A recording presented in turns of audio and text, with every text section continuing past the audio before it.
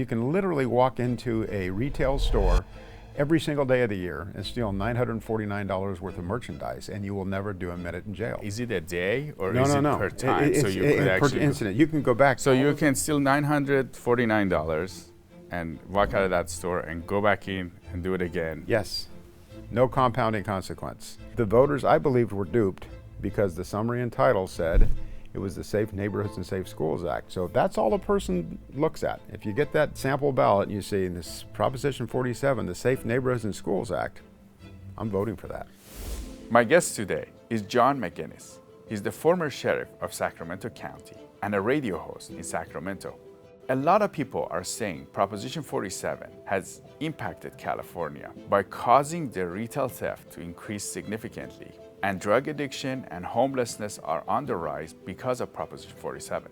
John is here to tell us his perspective on Prop 47, and there is currently a movement to change Proposition 47, and this movement is about to get enough signatures to be on the ballot this November. Under California law, ironically, rape of the unconscious is not a violent crime. Assault on a peace officer with anything other than a fully automatic weapon is not a violent crime. Wow. Domestic violence, with the word violence right in the crime title, is not a violent crime. So we really, truly need some truth and justice in the state of California. Now, do you have any hopes for the future of California? I do. The information that's been shared as a result of this effort to fix Proposition 47, I think, has gone a long way to open the eyes and the ears and the minds of California voters, and I hope it stays. The mayors of these blue cities have come out in support of the initiative to fix Proposition 47. So it's not a right-wing initiative by any stretch of the imagination. I'm Siyamak. Welcome to California Insider. John, it's great to have you on. Welcome. Thank you very much. Great to be with you. You know, we want to talk to you about Proposition 47. There's some movement in this state to get it back on the ballot, to change it. Yes.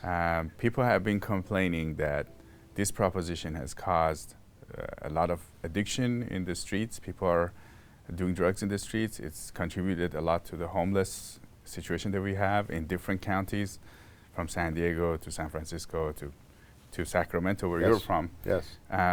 And LA. You were a sheriff of Sacramento County, so you've kind of seen the law enforcement side of this. Right. Can you tell us more about what did Proposition 47 do? Proposition 47 reduced the consequences for a significant number of criminal offenses.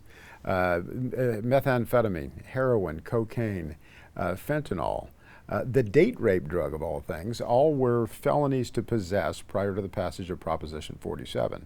And many of us have a bit of a libertarian streak. In other words, believe that let people do unto themselves what they choose, even if it's a bad idea.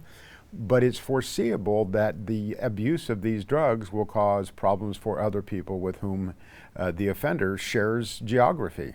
And so the idea of reducing the consequences unto itself, very few people were being incarcerated for personal possession and use of hard drugs at that time. But there was a program, there still is a program, but it's widely underused now, known as drug court. So a person who is arrested back then for possession of methamphetamine, let's say, would actually go to court and stipulate as to their guilt and then take advantage of this program to actually go through a rehabilitation effort. And it worked very effectively. There was a tremendous amount of success associated with that.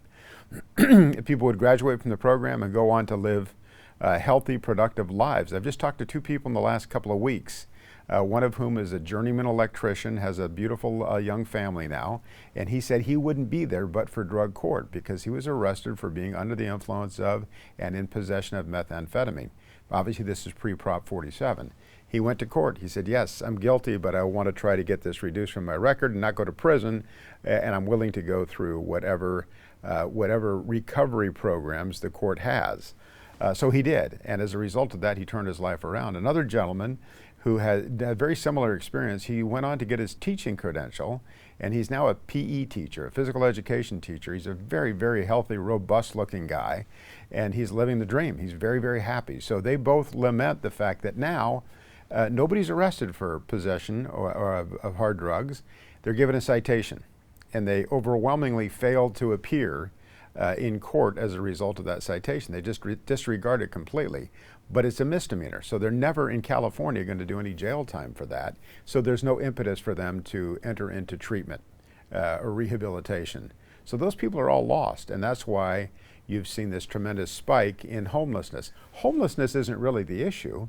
I believe it's a symptom of a larger problem, and that is addiction that has a grip on people in large numbers in this state, and it's destroying the quality of life for people around them, but it's also destroyed their lives. So I think there's a lack of compassion in a system that doesn't call for some assistance to people who are living that lifestyle to help them get back to a productive way of life. In addition to the drug crimes, it lowered the consequences for theft. It raised the threshold to differentiate between misdemeanor petty theft and felony theft to $950. And it also did away with compounding consequences. So prior to Prop 47, there was a penal code section that actually, it was Penal Code Section 666, that said if a person was arrested for and convicted of theft, a subsequent theft would be a felony no matter the value of the merchandise or the item stolen. And there was discretion. There was prosecutorial discretion as well as judicial discretion in that. So very few people went to prison for it. But it was a reminder that you would face larger consequences if you make this your lifestyle. If you live as a thief to get by, it's not going to work, and we will impose consequences on you. Well, now there's no compounding consequences at all. So you can literally walk into a retail store every single day of the year and steal $949 worth of merchandise, and you will never do a minute in jail. It never compounds to a felony. There's no aggregation of those events. So part of what we want to do with the fix of Prop 47 is bring back more serious sanctions for those who are repeat offenders. And in the case of the drug abusers, give them the impetus to go to drug court and treatment. And in the case of the serial thieves, let them know that that's not an acceptable way to live. And there's never been a time in history when it was okay to steal. Never. Go back to biblical times. Go back to 1745 BC. The Code of Hammurabi was established to identify what was not acceptable behavior and what the sanctions would be for breaking the law. So now all of a sudden, in 2014 in California, the voters were told that if they pass this, you'll make a safer environment. Well, and I think there was deception because the Attorney General of the state of California has the responsibility of applying something called a summary and title to these propositions. The summary and title for Proposition 47 was the Safer Neighborhoods and Schools Acts. Well, there's nothing about this proposition. Who would not vote for that? Yeah, exactly. We all want that, right? That's if I believed it was the Safe Neighborhoods and Safe Schools Act, I would have voted for it enthusiastically.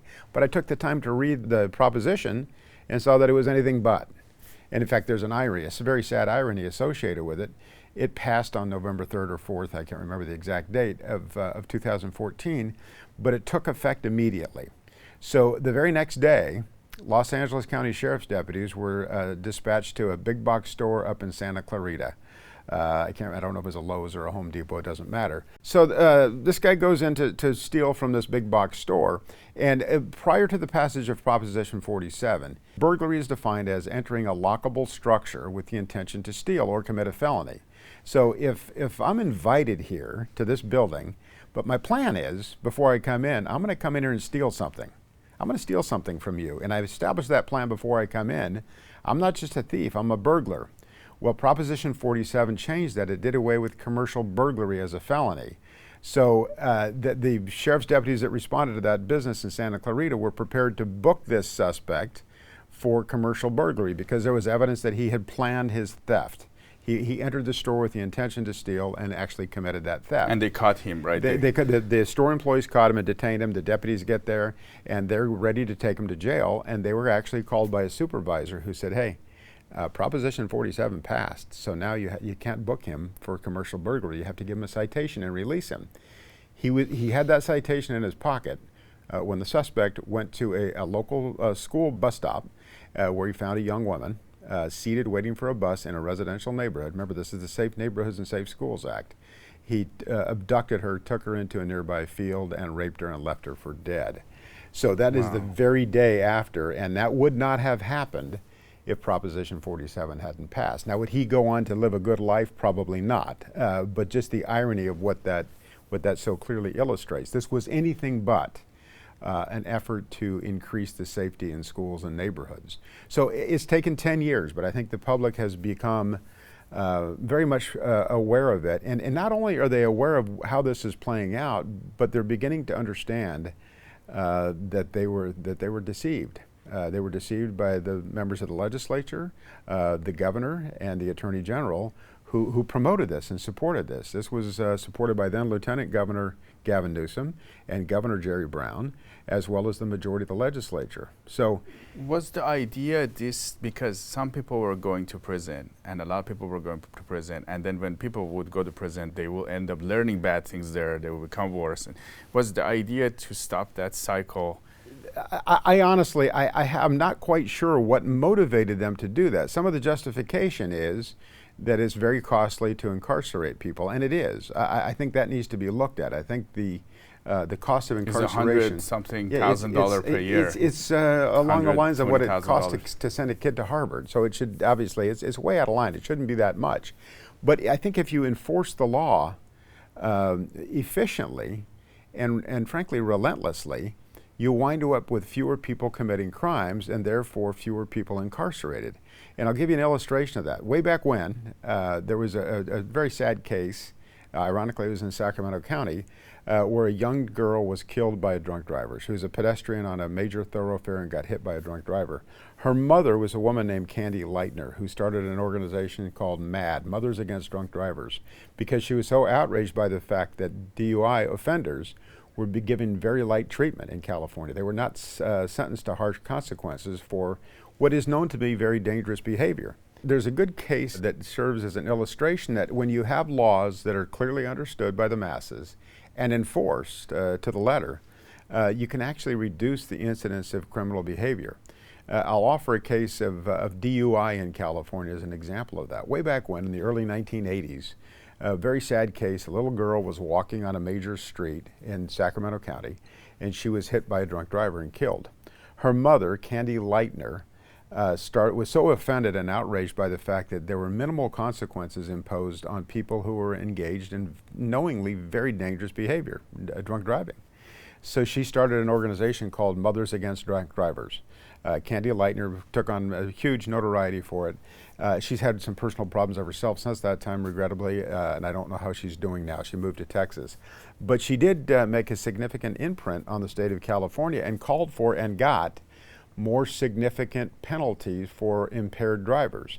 And so some of the critics at that time were saying that you're not going to have the capacity to house all these people who are locked up for DUI. Well, the reality is DUI incidents dropped. When people understand that this is unacceptable behavior and you will face consequences for it, they change their behavior. And I think we've seen that in a number of categories. So my belief is if we get Proposition 47 amended to where it actually has some teeth in it again, where the law has teeth again, I think you will find fewer people breaking the law. I think you'll see incidents of drug abuse diminish and incidents of retail theft drop, because it's gotten out of control, completely out of control, and the prevailing belief is you can steal whatever you want and you're going to be held harmless. And there's frankly, regrettably, a pretty good basis upon which people believe that today, because the law has been so badly gutted that it's very difficult to impose consequences on repeat thieves. So I'm very hopeful, and I've had a chance here in the last several weeks to be among a lot of people who want to change this, who really truly want to make a change. And I'm heartened by a couple of things. There's criticism that this is a right-wing initiative it's a hardcore right-wing propaganda concept. But I find it interesting, a lot of people that have come up to an opportunity to sign this petition, to put it on the ballot, have actually disclosed voluntarily that they're Democrats. And then I look at the mayor of San Diego, the mayor of Santa Monica, the mayor of San Jose, the mayor of San Francisco, London Breed. All of these mayors are very, very proud Democrats. They've all supported this. And the reason I believe they're supporting it is they've realized what Proposition 47 has done to their cities. If you look at municipal government, they really rely upon the tax base that is developed and created by people engaging in commerce in their communities. So if you have people avoiding the hotels, people not able to go engage in retail shopping and support retail business, and you have a quality of life that's diminished by the loss of recreational facilities like parks and other amenities that are now have become homeless encampments, which are not just they're not just an eyesore. These are places where, regrettably, the people who occupy them now urinate and defecate in those facilities regularly. They discard their hypodermic needles. We all know the dangers associated with that. So it's a health safety. It's a public health and safety crisis. So I think it's very, very compelling that the mayors of these blue cities have come out in support of the initiative to fix Proposition 47. So it's not a right-wing initiative by any stretch of the imagination. And I actually believe we have enough signatures to get it on the ballot in November. That remains to be seen with certainty. If it does get on the ballot, I think it passes.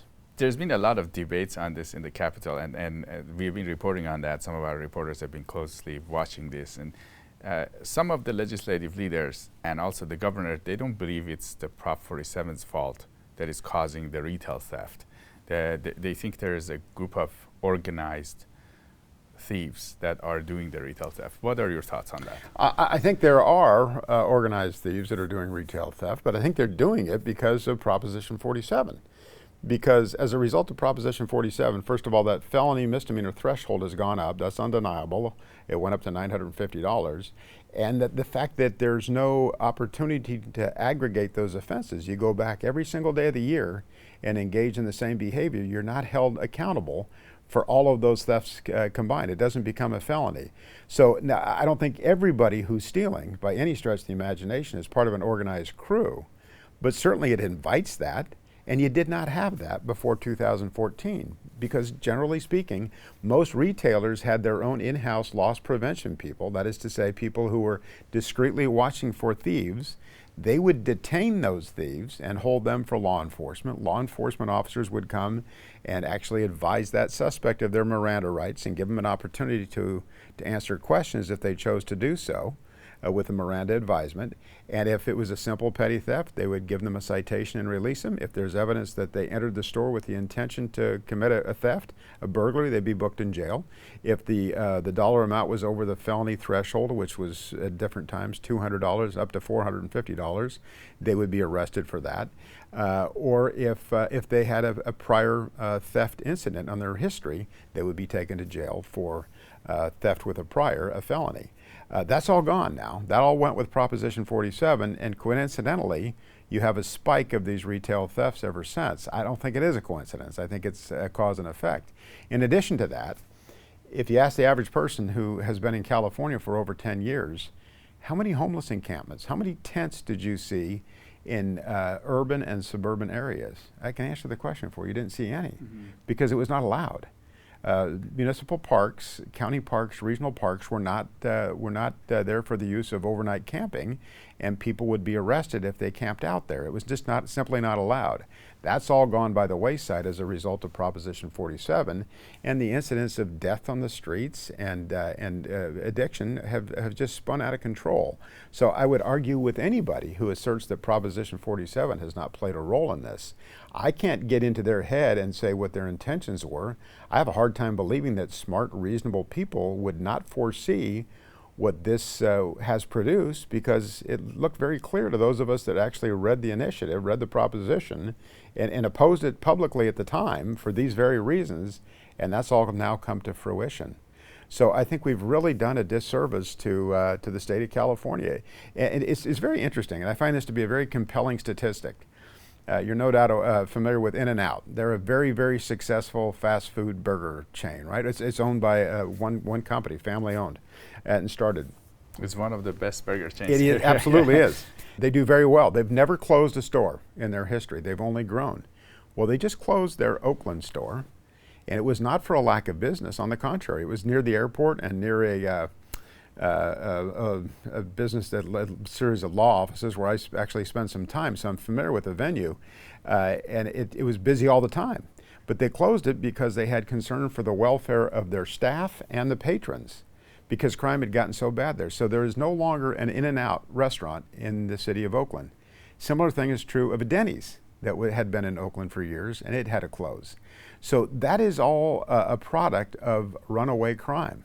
And you can deny it all you want, but the reality is people feel it, they know it, and the people up and down the state, I think, are sensing it, and it's not limited to a particular party ideology. I think it's a broad cross-section of understanding that this has been a terrible failure and it has harmed a lot of people. Maybe the people that put this proposition together, they didn't really have the on-the-ground practical experience.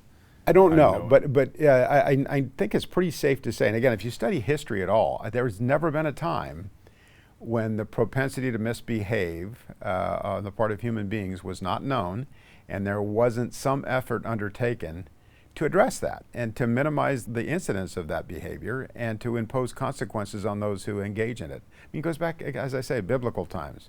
The Ten Commandments, those are rules, right?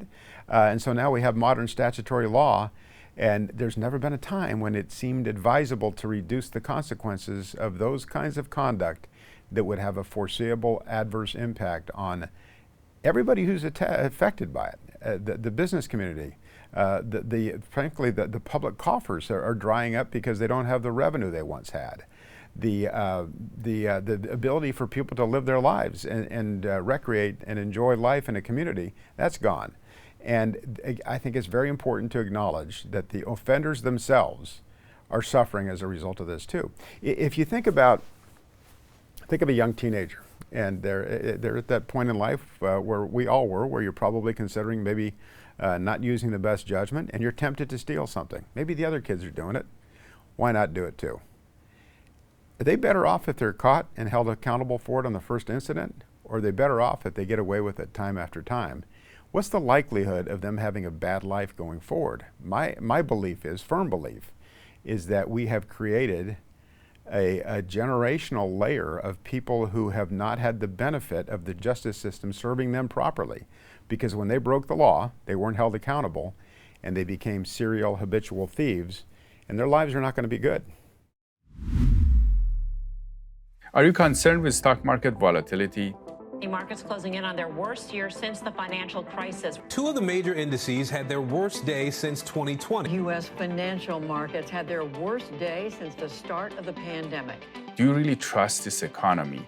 Rumors are growing that the U.S. economy could be headed for a recession. Inflation soaring to its highest level in nearly 40 years. Prices for gas and groceries are so high. Inflation sending already sky-high prices soaring even higher across the board. What if you could invest in a portfolio with a higher fixed rate of return that's not correlated to the stock market? You can turn your monthly income on or off, compound it, whatever you choose, and there is no loss of principal if you need your money back. And absolutely, there are no fees. Just log on to investverify.com. Folks, I personally invest my own money with Verify. Log on to investverify.com or call 888-VERIFY-24. Now let's go back to the interview. Now, when you mentioned $950, is it a day or is it per time? So you could actually per incident. You can go back. You can walk into Can you walk into the same store? Exactly. That's why I say it's taken all the. So you can steal $949 and walk out of that store and go back in and do it again. Yes. No compounding consequence. The old penal code section that called for felony consequences for repeat theft is gone. That went away with Proposition 47. So part of what we're trying to bring back in this effort to amend Proposition 47 is after 2 convictions for theft, the third one becomes eligible for incarceration as a felony after you've done it twice and been convicted twice. So it's not a draconian measure. They still get it calls for 2 times for them to break the law to this degree. Same thing's true with the drug case. But it also will, if it passes, and I believe it will, frankly, and I'll say that on the record, I think it will pass. It calls for the opportunity to aggregate those thefts like you're talking about. So if somebody walks into a Target and steals and walks right next door to Home Depot and steals in the same course of action, those can be aggregated and processed. They can get to the felony threshold that way. So the idea is to deter that kind of activity, to deter that behavior. My sincere hope, if this works effectively, is that you'll actually have fewer people breaking the law. That's the purpose of statutory law, is to disincentivize and discourage criminal behavior. If when you get out and you leave here and you get in your car, you drive down the road, you're going to check your speedometer and check the speed limit because you don't want a citation, right? You don't want that fine. That's a very simple version of it, but I think you can play it out to more serious kinds of criminal activity, and it very much applies the same way. You incentivize compliance by imposing consequences for noncompliance. Now, John, before we get into discussing what you guys did to get these signatures, and can you tell us more about what were you thinking when this passed? Did you think it's going to become like this? I absolutely did, and I said it on the record because I took the time to read it. I read the entire proposition. I saw exactly what this would do, and this was following a number of years where we had imposed most serious consequences on criminal offenders and actually saw a benefit to that. We actually saw crime going down as a result of what had happened. So, and I looked and said, wait a minute. The one that really hit a nerve with me was the possession of the date rape drug. What purpose does that serve other than to take advantage of somebody who's incapacitated by virtue of a drug that the suspect administers to them against their knowledge, and then takes advantage of them in the most egregious way you could imagine. So to minimize the consequences for that, it also reduced the consequences for the theft of a firearm in many cases. So as long as I can remember, the theft of a firearm, value notwithstanding, was a felony. So it could be a really poor quality $50 Saturday night special. If you steal that, it was a felony. Well, that got lumped in with all of the other merchandise. So stealing a gun up to $950 in value, unless it's taken in a burglary or a robbery, but if you leave it in a car, for example, and somebody steals it, that's now a misdemeanor. And I think both sides of the ideological spectrum on firearms should agree that should be a felony. I would think that the people who want to enhance gun control would believe that's terribly wrong. You need to discourage that behavior because you're going to arm felons. And people who are very pro-Second Amendment would say, wait a minute, you're depriving somebody else of their Second Amendment right to self-protection, and you're also representative of a crime that would increase the likelihood that a violent crime would follow, right? I don't think most guns are stolen by gun collectors. They're stolen by people who want to commit crimes with those guns. So the absurdity of how this was written, and as I looked at it and I saw more and more challenge, I went public and in a loud way, and I elicited the help of a lot of other people in the state to get the word out. And actually the major newspapers in California opposed Proposition 47. But the voters, I believed, were duped because the summary and title said it was the Safe Neighborhoods and Safe Schools Act. So that's all a person looks at. If you get that sample ballot and you see in this Proposition 47, the Safe Neighborhoods and Schools Act, I'm voting for that. So people need to really pay attention to these ballot propositions. They do. Read the descriptions in detail. They do. I guess the description is pretty accurate, right? The description will give the details. If you read the full proposition itself, yes, but it does take some time. So I just Proposition 1 was just on the ballot. Proposition 1 put the state in a position of significantly more bonded indebtedness, and there's a little bit of duplicity there as well. They called that an effort to reduce veteran homelessness.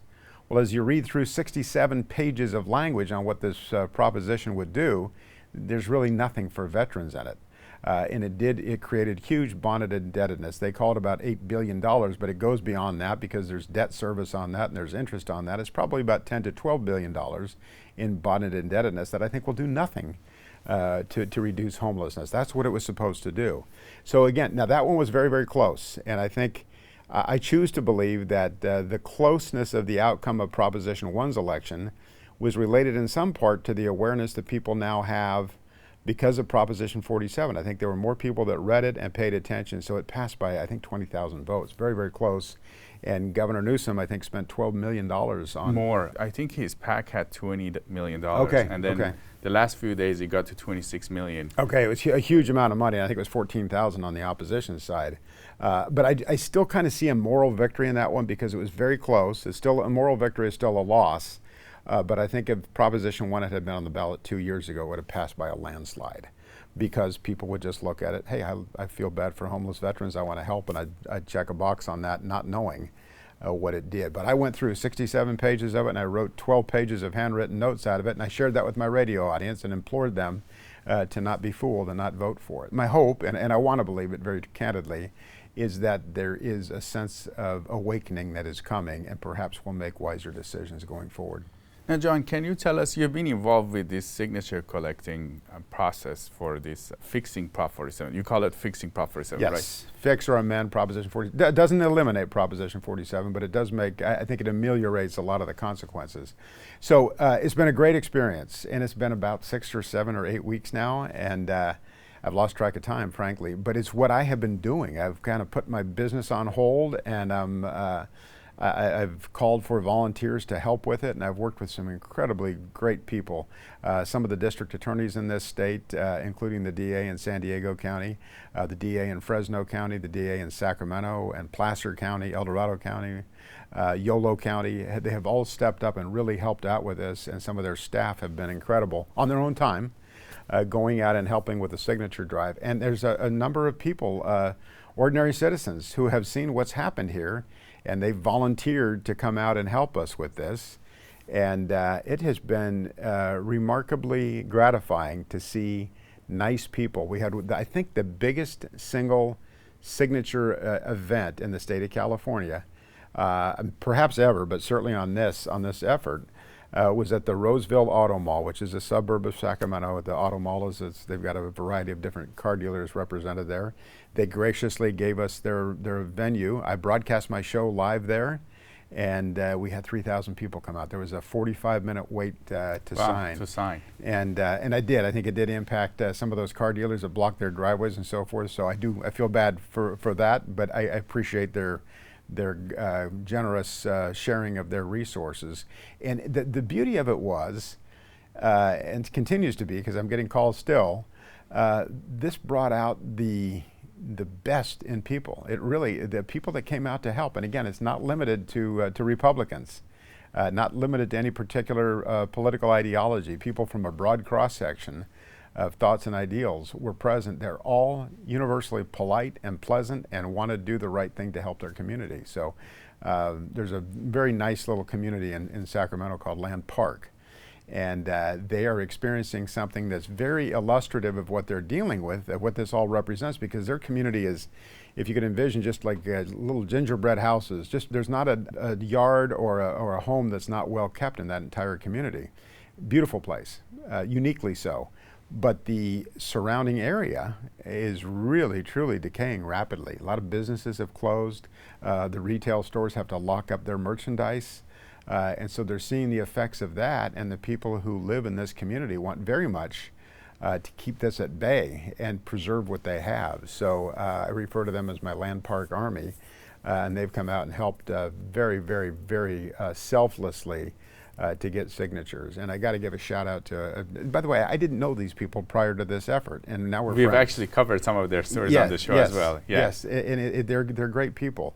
And a gentleman by the name of Garrett Hamilton, who's an assistant chief deputy district attorney in Yolo County. He's taken vacation time, not to go to Hawaii or to go skiing in the mountains. No, to go out and work on this effort. He's driving around everywhere, picking up petitions, coordinating the signing events, and giving of himself, because he has a front row seat as a prosecutor to see exactly how badly things have deteriorated and what an absolute undeniable failure Proposition 47 has been. So rather than just wringing his hands and complaining about it, he's jumped in to try to help. And I think that's laudable activity. And doing that to help the state, right? Essentially doing Precisely. It's not going to put another nickel in his pocket. This is to make the state of California a better place. You were sheriff 14 years ago. How is it now versus when you were doing the sheriff role? It's changed, not because I'm no longer the sheriff, but the respect for law enforcement has changed enormously, and frankly, the effectiveness of law enforcement has been compromised. A couple of things have happened. Proposition 47 is a big part of that, but there's also something called the Ferguson effect. If you remember the Ferguson shooting, Michael Brown, and then of course George Floyd thereafter, and a number of other significant events. There was a shooting of a young man in Sacramento that was similar, Stephon Clark. was very widely criticized. It turned out to be absolutely a lawful shooting on the part of the police. Everything about it. It was cleared by the local district attorney, by the attorney general of the state of California, as well as the U.S. attorney. All said, no, this is an appropriate use of force. But there was a long delay in getting that investigation resolved and sharing that information publicly. So there was a lot of unrest in the city and the surrounding areas, in fact, all over the state and perhaps across the nation. It has sent a chilling effect on law enforcement, plus the fact that we're dealing with ongoing early release of offenders in the state of California. Proposition 47, and then the next thing that came along was Proposition 57, which reduced the time that convicted felons would spend in custody. And if you have time, I'll tell you a story. There was a young man by the name of Brock Turner. I don't know if that name rings a bell to you, but he was the Stanford swimmer who found a young woman right off of campus who was, by her own admission, inebriated. She had had way too much to drink and was largely passed out.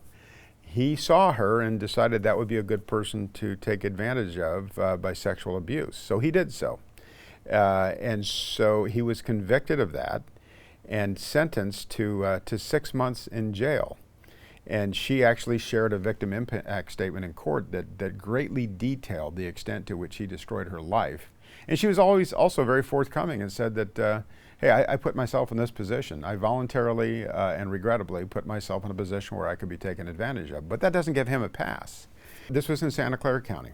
And the voters in Santa Clara County were so outraged by this that they actually recalled that judge from the bench. They said that this is unacceptable. He's not administering the law properly. They removed that judge from the court.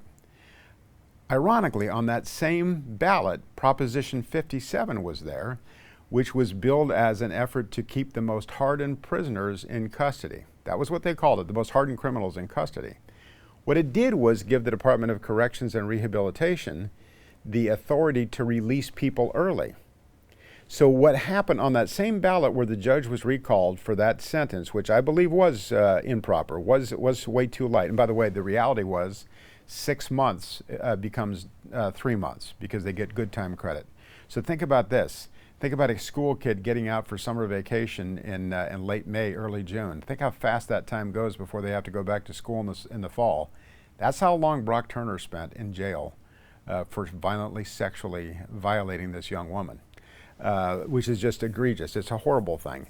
But the voters didn't read the ballot language because the voters in Santa Clara, if you just take that as a snapshot, while they discharged that judge, in that county, they also passed Proposition 57, which normalized that kind of a sentence. That's the consequence now. Under California law, ironically, rape of the unconscious is not a violent crime. Assault on a peace officer with anything other than a fully automatic weapon is not a violent crime. Wow. Domestic violence, with the word violence right in the crime title, is not a violent crime. So we really, truly need some truth and justice in the state of California. I'm hopeful that there's going to be, this has sparked something now that will bring about a collective interest in how business is done. And of course, looking at all of this in the context of this very recently published audit on the expenditure of homeless dollars, that is to say, dollars theoretically expended for the purpose of reducing incidence of homelessness that has done absolutely nothing. And there's no idea where that money went. It's not properly tracked. It's not memorialized. Nobody knows to the tune of $24 billion where those proceeds went. So I want every Californian to know that your money is being managed in this manner. And my regret is, my concern is that I think people hear about it for a second and they go on to thinking about something else and they don't think about it again. They don't fully contemplate that when they sit down with their ballot to vote. But I want to get that awareness, and I don't really care about political ideology. I just don't care. I want people who will be honest and forthright and manage resources properly and ensure that justice is properly served. Now, John, from what it looks like, you've spent a lot of your time to volunteer for this initiative. Why are you doing all this? Because this is, I see it as a kind of a last-ditch hope for this state. I don't want to over-dramatize it, but the state of California has lost a congressional district. For the first time ever, this is not the place people are seeking to live. We have more people leaving than coming to California. The amenities here that drew us here, the tremendous diversity. I mean, you can be skiing in the mountains in the morning and visiting at the beach in the afternoon in California. That's still there. It's still beautiful amenities, beautiful weather. That hasn't gone away. So there's a reason why people are leaving. And if you look at the people who are leaving, it's a lot of entrepreneurs, a lot of leaders, a lot of people who have actually contributed to the good things in California are now leaving. I'd love to see that stop. And this is kind of my hope at this point. The state's been good to me. I love the state. But I am also among those who, frankly, have given thought to leaving. And if we can't get some recovery, I think probably it's the thing to do, because you're only put on this earth for a finite period of time. And I would rather spend my time, fighting a legitimate hard fight to make it better, or finding someplace where things are not so crazy. Because we've lost so many different dimensions here. And by the way, to kind of build on the homelessness expenditures and the audit of that, I absolutely believe that everything they have done is wrong, because they're seeking to theoretically resolve a symptom of a problem. They're saying these people are homeless, so we're going to endeavor to find them homes. That's not the problem. It's a result of something that's broken within them. They are, I think, overwhelmingly addicted. There's a gentleman who's written a book called Hope Dying, or Hope Diminishing. His name is Sherman Haggerty, and he was a very, very successful home builder in Texas. And he came to California and he volunteered at an organization called Volunteers of America. And he actually wound up directing a portion of that effort to help people through addiction, frankly, and get them onto the path of self-reliance and a better life. His estimation is 85 to 90% of the people that are living that lifestyle is because of dependency, substance abuse. So why don't we go after that rather than trying to fix the symptom of the problem? You still have the broken person that will not thrive even if you provide them with a home, which frankly won't work. I think of the $24 billion that were spent in a 5-year period of time, 24 billion taxpayers' precious dollars that could have been put to so much better use. And I'd love to see, when people are in custody for breaking the law, have them subjected to training and an education that could help put them in a better path. If they're going to get out of custody again, I want them to be armed with all of the things that they need in order to thrive as an independent member of society, to learn a skill or a trade, and learn how to present themselves for employment. The reality is we're dealing with now 3rd and 4th generation people who have never known a positive role model in their life, never, especially, frankly, never a positive paternal role model. And so they think the only way you get by is to prey on others. And that's frankly the lay of the land. So why don't we work on fixing some of the problems that have contributed to this mess rather than trying to mask over it by addressing the symptoms? Why are so many people leaving California? It wasn't long ago, people from everywhere wanted to move to the Golden State to enjoy a better life. Sadly, the standard of living has been dropping in the past decade. Are you like me and wonder why this is happening? I'm Siyamak, host of California Insider. In our film, Leaving California, The Untold Story, I take you an intimate journey of love, loss, tragedy, and hope as residents face the prospect of leaving their beloved state. Everyday people like you tell their stories about why they have to move out of the state even though they don't want to. Experts and policymakers also give insights about what's happening behind the scenes. Together, we get to the root cause of this exodus. Go to leavingcalifornia.com to view the first 15 minutes of the film for free. By watching Leaving California, you can be part of the solution. Again, go to leavingcalifornia.com. Now, based on what you've seen, John, you've been in California for a long time. You built your whole career in Sacramento area, right? Right. And what was the values of the society back in the day compared to now? It was vastly different. And by the way, I think California was coming off the tracks a little bit in the early 1990s. But there was a time when if people misbehaved, they would be held accountable for their action. And there were programs to help them while in custody. We had a jail facility that had that had welding programs. They learned to weld. They learned some basic auto mechanic skills. We actually had a horseshoeing program. So there's still people in different parts of the state that have horses that need the services of a farrier. So put people through training to give that skill to them, and they could get out. And some of those people have actually been the subject of some media coverage and have done very well. But you have to hold the consequences first, right? And so we saw a period, as I said, in the 1990s when that was starting to slip, and that was when the voters, the public, became incensed and pushed for and promoted and passed 3 strikes and you're out. And what happened then? We saw incidents of criminal conduct absolutely plummet. But over time, we've dismissed some of that, a lot of that. Most of the 3 strikes is gone now. It's eviscerated by the legislature and some of these votes by the public that have said, nah, we're not going to do business that way anymore. I think a lot of it is the proposition concept has been abused with disingenuous summaries and titles.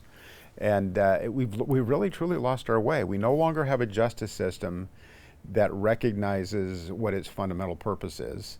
And all of this is very interesting because while we've pushed tens of thousands of inmates out of the state institutions onto the streets in your neighborhood, the cost, the budget for the Department of Corrections and Rehabilitation, which by the way does neither, has gone up.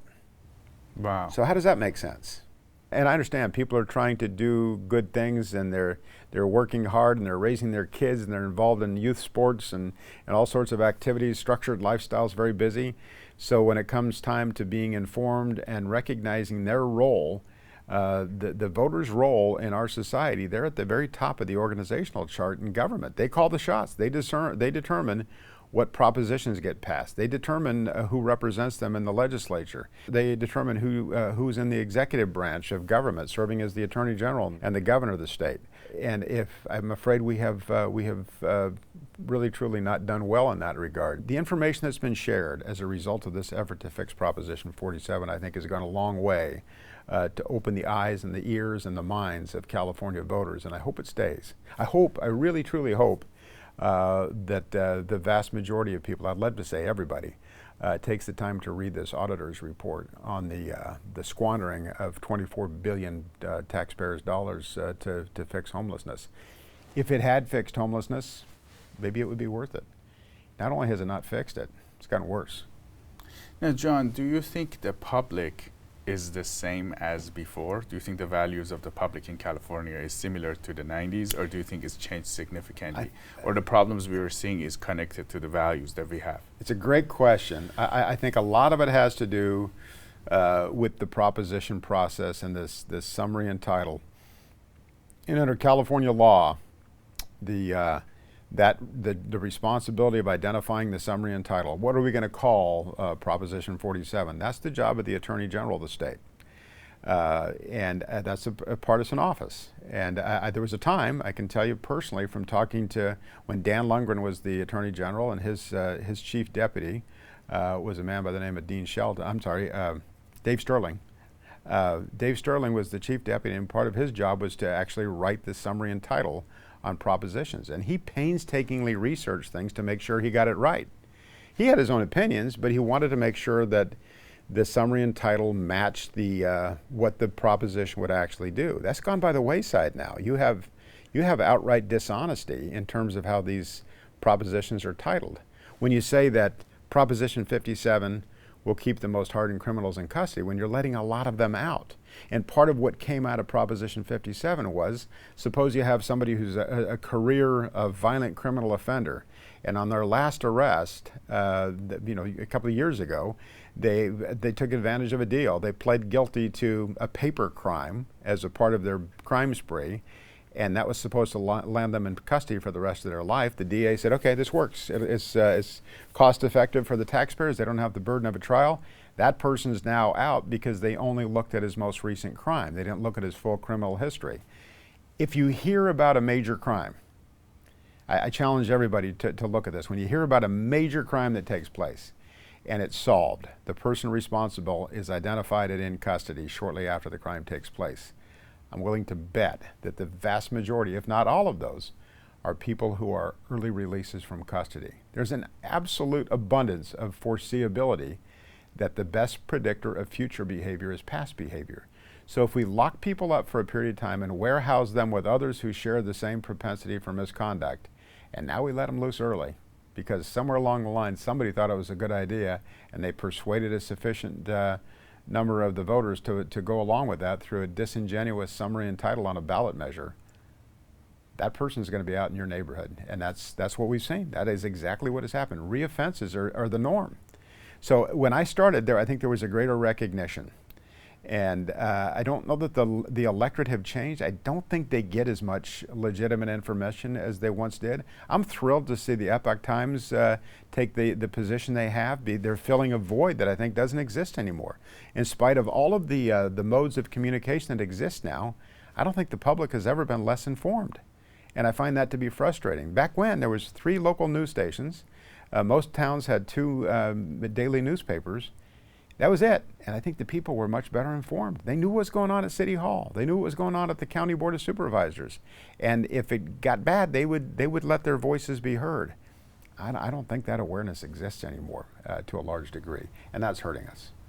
Now, do you have any hopes for the future of California? I do, and I hate to be redundant, but this what I have seen, what I call the big awakening, as a result, a couple of factors, a couple dimensions. First of all, people are seeing what they're seeing with their own eyes, in spite of what the governor and others may tell them about the fact that, no, Proposition 47 hasn't heard anything. They're seeing that all of a sudden, their neighborhood, the area where their office is, their business is, the places they frequent, is littered with homeless encampments and tents now. They're seeing that.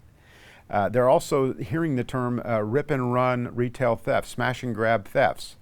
They didn't hear those terms before Proposition 47 passed. So there is a discernible change in terms of how people are behaving. I think they're believing what others might call their own lying eyes, and so as a result, people from different political persuasions, again, I think it's important to note, London Breed, the uber-left mayor of San Francisco, California, who is a big proponent of defunding the police, actually signed on our petition because she's trying to balance the city's books in San Francisco with diminishing resources because people are not buying there anymore. They're not staying in hotels in San Francisco as they once did. It's not the convention capital it once was. It's not the tourist destination it once was.